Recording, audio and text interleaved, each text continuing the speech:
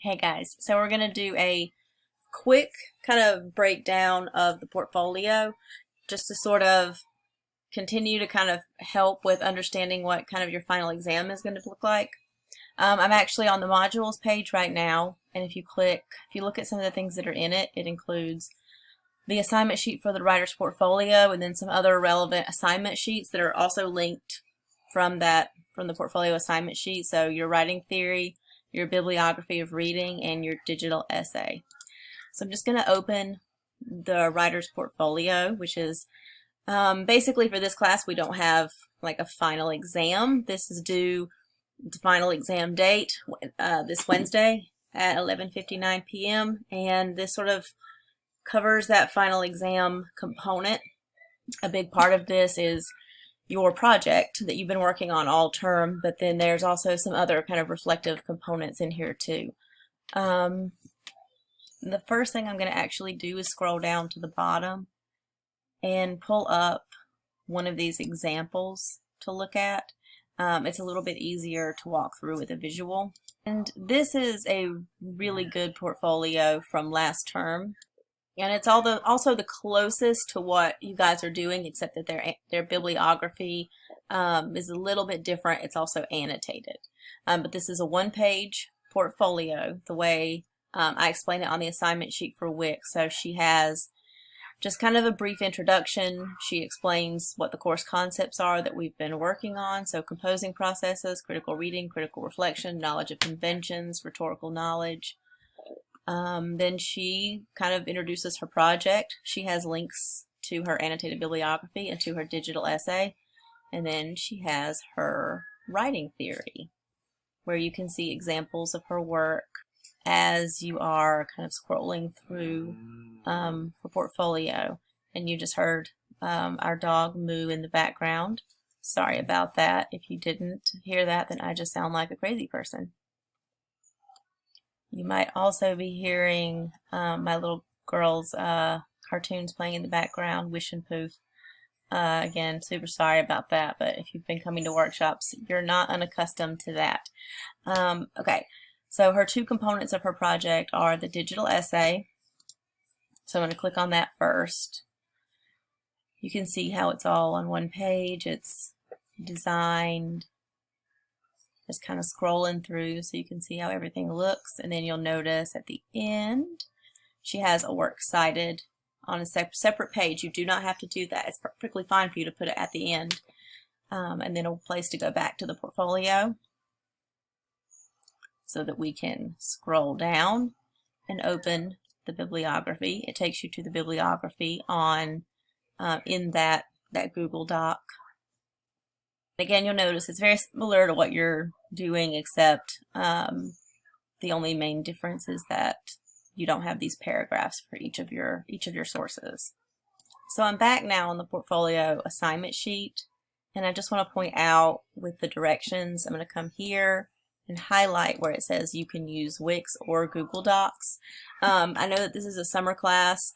I've seen several people using Wix and found it to be really intuitive. Some people are not. It just kind of depends on if it comes naturally to you. You do have the option of only putting your digital essay on Wix and then using Google Docs for the other parts of your project. I don't have a sample for that. It's just a change that I'm making for this being a summer class with everybody being, online and not having some of that face-to-face time to really work with Wix. So the breakdown is for what goes on the portfolio is the portfolio main page, itself. You're going to have exactly what that example had, and an introduction to what the portfolio is for the class, key concepts, kind of explaining what those are, information about your project and links to those, and then you'll have your writing theory. This introduction is at least 300 words, so a little bit less than a page. And then the writing theory is 1,000 words, which makes it about 3 pages. And then the writing theory, I'm going to click on those instructions and pull that up for you. So the writing theory builds off of those prompts that you did at the beginning of the term, where I asked you questions about what your perceptions were of good writing, whether you thought you were a good writer or not.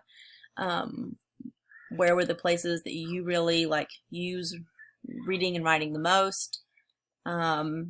Who has influenced you? What kind of writing have you done? So there's some specific kind of prompts on here for you to make sure that you address in your writing theory. And the goal is really for you to really think about the role that writing serves in your academic career, professional career, personal life, and really think also about maybe how some things from class has helped shape those perceptions also. So the first part is your theory of writing, and there's some specific prompts for you to answer here. And then the second part is your reflection of that writing theory, which really is a reflection on class. So some of the requirements for this section are you need to talk about at least 2 of our key concepts, and you need to have at least 6 examples of either your work or course readings this semester that are not final drafts of your project.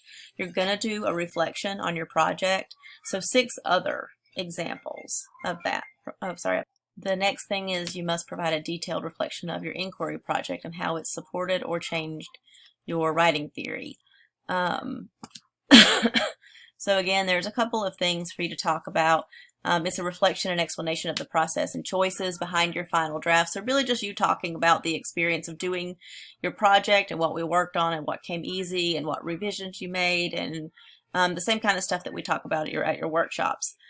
So reflect on skills you worked on, maybe in both assignments. So with research, especially for like the bibliography, maybe thinking about like design or modes or audience when you're talking about, or using sources when you're talking about your digital essay. And there's some ideas here for how you can really think about how to use your examples of your work, which are kind of like sources in your writing theory. And then for your digital essay, you also really want to take some time to explain the vision behind your essay. So your goals, changes that you made, strategies that you kind of really used and worked on.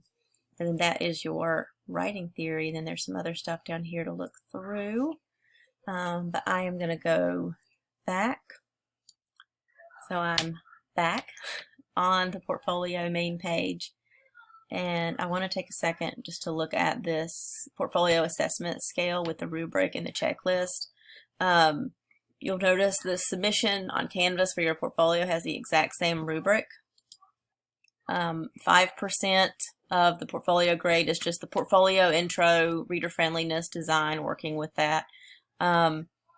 Your writing theory is 20%. Your project, because we've been working on it the most, it should be worth the most, is 60%. And then me being able to look through your portfolio, your writing theory, your work, and see that you have really tried to work on and understand and build those 5 key concepts is 15% of your grade. There is an evidence of effort bonus, meaning like if I've seen, like, I've gotten emails from you, you've asked for help, you've been coming to workshops, it gives me, you've made noticeable revisions, it gives me a little room to kind of work with people to give you a little bump. And then there is obviously that quiz bonus. If you have over a 100% average on quizzes, you get to keep 2 of those points for your portfolio. And then this is just kind of a help, kind of a checklist. It takes all your assignment sheets and stuff and it puts them into one kind of checklist for you to scroll through and just kind of check off as you go.